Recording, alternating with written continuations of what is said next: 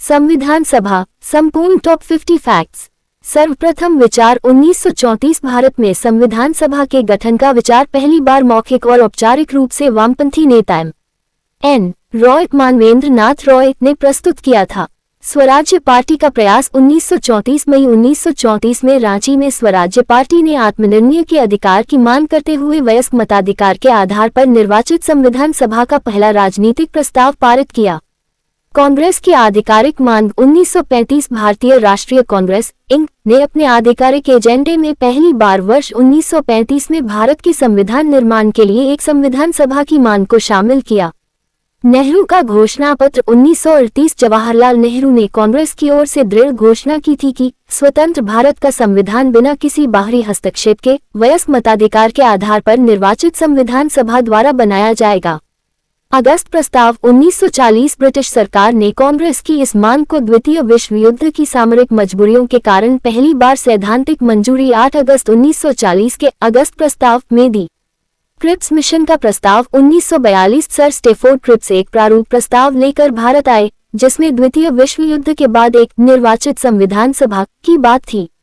इसे मुस्लिम लीग और कांग्रेस दोनों ने खारिज किया। गांधी जी ने इसे उत्तर दिनांकित चेक कहा। कैबिनेट मिशन योजना 1946 अंततः भारत की संविधान सभा का गठन कैबिनेट मिशन योजना मार्च 1946 के व्यवहारिक प्रावधानों के तहत हुआ, जिसके 3 ब्रिटिश सदस्य थे, लॉर्ड पैथिक लॉरेंस अध्यक्ष, सर स्टेफोर्ड क्रिप्स और वी एलेक्जेंडर। सीटों का मूल ढांचा। कैबिनेट मिशन ने कुल सदस्य संख्या 389 निश्चित की थी, जिसमें से 296 सीटें ब्रिटिश भारत को और 93 सीटें देशी रियासतों को आवंटित की गई थी।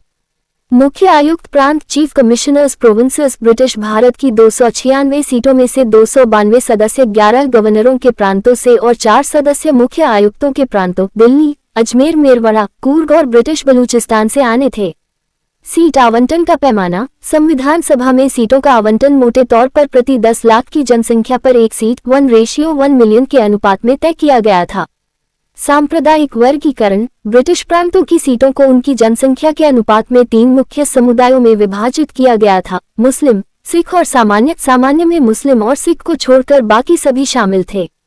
अप्रत्यक्ष चुनाव पद्धति। प्रांतीय विधानसभाओं प्रोविंशियल लेजिस्लेटिव असेंबलीज के सदस्यों द्वारा एकल संक्रमणीय मत के माध्यम से आनुपातिक प्रतिनिधित्व पद्धति द्वारा संविधान सभा के सदस्यों का अप्रत्यक्ष चुनाव किया गया।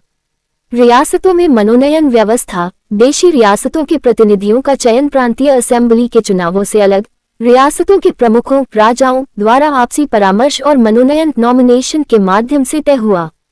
सभा की अनूठी प्रकृति। इस चुनाव और मनोनयन के कारण भारत की संविधान सभा आंशिक रूप से निर्वाचित पार्टली इलेक्टेड और आंशिक रूप से नामांकित पार्टली नॉमिनेटेड निकाय थी। सीमित मताधिकार का आधार। संविधान सभा के सदस्यों को चुनने वाली प्रांतीय विधानसभाओं का गठन स्वयं 1935 के अधिनियम के तहत सीमित मताधिकार टैक्स, संपत्ति और शैक्षणिक योग्यता पर हुआ था, जो तत्कालीन कुल आबादी का मात्र 10 से 14% था। चुनाव परिणाम 1946 जुलाई अगस्त 1946 में ब्रिटिश भारत की 296 सीटों पर हुए चुनावों में कांग्रेस को 208 सीटें और मुस्लिम लीग को 73 सीटें प्राप्त हुईं। शेष 15 सीटें छोटे दलों और निर्दलीय उम्मीदवारों को मिली। शीर्ष नेताओं का न होना। भारत के 2 सबसे बड़े राजनेता महात्मा गांधी और मोहम्मद अली जिन्ना संविधान सभा के सदस्य नहीं थे। तेज बहादुर सप्राओ और जयप्रकाश नारायण ने स्वास्थ्य एवं वैचारिक कारणों से सदस्यता अस्वीकार कर दी थी। ऐतिहासिक प्रथम बैठक। अविभाजित भारत की संविधान सभा की पहली बैठक 9 दिसंबर 1946 को सुबह 11 बजे संसद भवन के केंद्रीय कक्ष सेंट्रल हॉल में प्रारंभ हुई।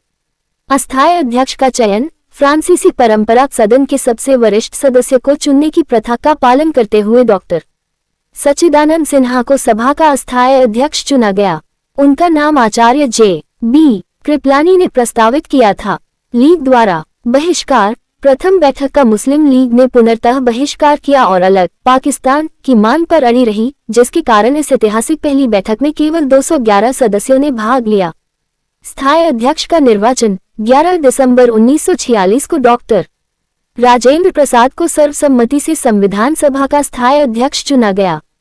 2 उपाध्यक्षों की नियुक्ति। संविधान सभा में एक नहीं बल्कि 2 उपाध्यक्ष निर्वाचित किए गए थे। पहले एच.सी. मुखर्जी, हरेंद्र कुमार मुखर्जी और दूसरे वी.टी. कृष्णमाचारी, जो जयपुर रियासत के दीवान थे। कानूनी सलाहकार की भूमिका, सर B.N. राव। बेनेगल नरसिंह राव को संविधान सभा का संवैधानिक कानूनी सलाहकार नियुक्त किया गया। उन्होंने ही विभिन्न देशों के संविधानों का अध्ययन कर संविधान का पहला कच्चा मसौदा तैयार किया था। उद्देश्य प्रस्ताव, ऑब्जेक्टिव रेजोल्यूशन, 13 दिसंबर 1946 को जवाहरलाल नेहरू ने ऐतिहासिक उद्देश्य प्रस्ताव सभा में प्रस्तुत किया, जिसने संविधान के दार्शनिक और वैचारिक ढांचे की नींव रखी। उद्देश्य प्रस्ताव की स्वीकृति, इस उद्देश्य प्रस्ताव को संविधान सभा द्वारा 22 जनवरी 1947 को सर्वसम्मति से स्वीकार किया गया, जो आगे चलकर वर्तमान भारतीय संविधान की प्रस्तावना प्रियम्बल का मुख्य आधार बना। विभाजन का प्रभाव, 3 जून 1947 माउंटबेटन योजना, विभाजन योजना के लागू होने के बाद पाकिस्तान के नियंत्रण वाले क्षेत्रों के सदस्य भारतीय संविधान सभा से अलग हो गए। पुनर्गठित सदस्य संख्या, विभाजन के पश्चात भारतीय संविधान सभा की कुल सदस्य संख्या घटकर 299 रह गई। इसमें प्रांतीय सदस्यों की संख्या 229 और देशी रियासतों के सदस्यों की संख्या 70 बची। पूर्ण संप्रभु संस्था, भारतीय स्वतंत्रता अधिनियम 1947 की धारा 8 के तहत संविधान सभा को एक पूर्ण संप्रभु निकाय, फुली सॉवरन बॉडी बना दिया गया, जो ब्रिटिश संसद द्वारा भारत के लिए बनाए गए किसी भी कानून को बदलने या निरस्त करने का अधिकार रखती थी। विधायिका के रूप में दूसरा कार्य, स्वतंत्रता के बाद संविधान सभा को देश के लिए सामान्य कानून बनाने का कार्य भी सौंपा गया। इस प्रकार यह स्वतंत्र भारत की पहली डोमिनियन संसद, इंटरिम पार्लियामेंट बनी। दोहरे कार्य के 2 अलग अध्यक्ष, जब सभा संविधान निर्माण का कार्य करती थी तो अध्यक्षता डॉक्टर राजेंद्र प्रसाद करते थे, और जब यह विधायिका संसद के रूप में बैठती थी तो इसकी अध्यक्षता G.V. मावलनकर, गणेश वासुदेव मावलनकर करते थे।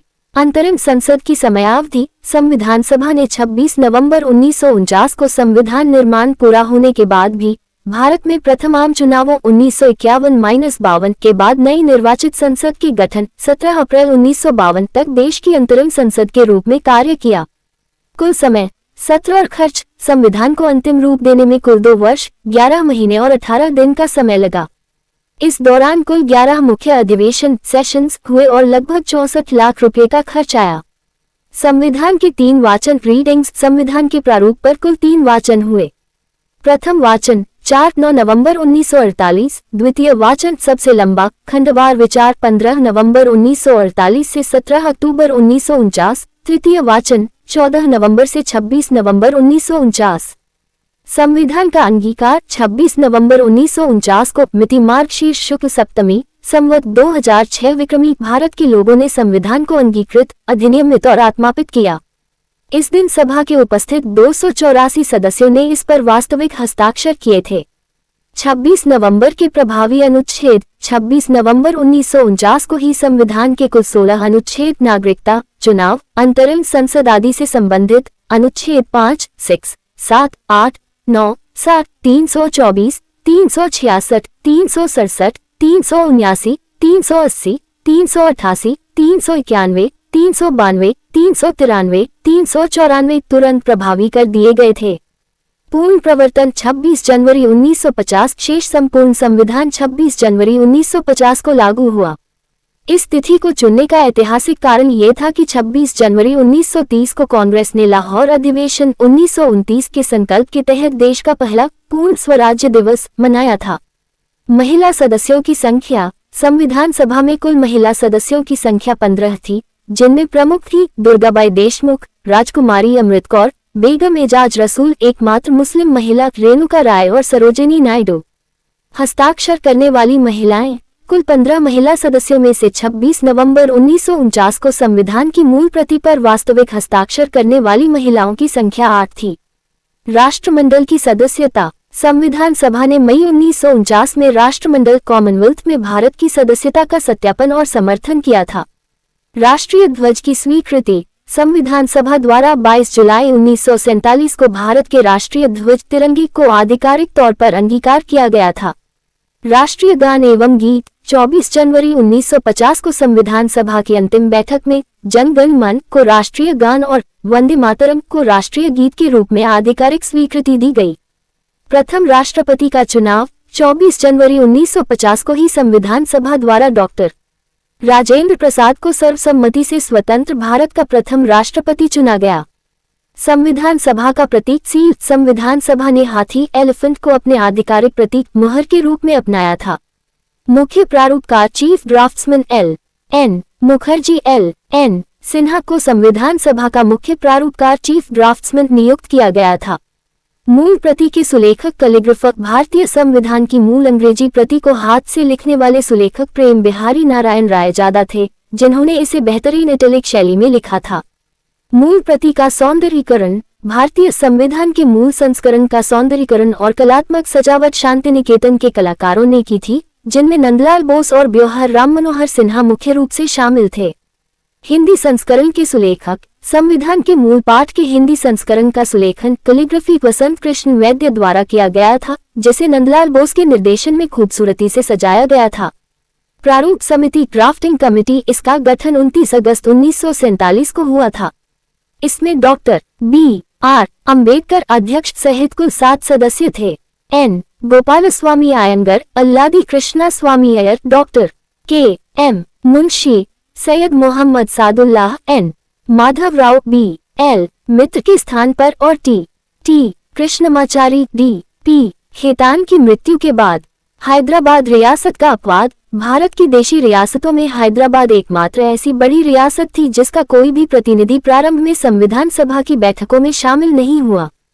सर्वाधिक प्रतिनिधित्व वाली रियासत भारतीय रियासतों में सर्वाधिक सदस्य भेजने वाली रियासत मैसूर 7 सदस्य थी, जबकि प्रांतों में सर्वाधिक प्रतिनिधित्व संयुक्त प्रांत यूनाइटेड प्रोविंसेस 55 सदस्य का था।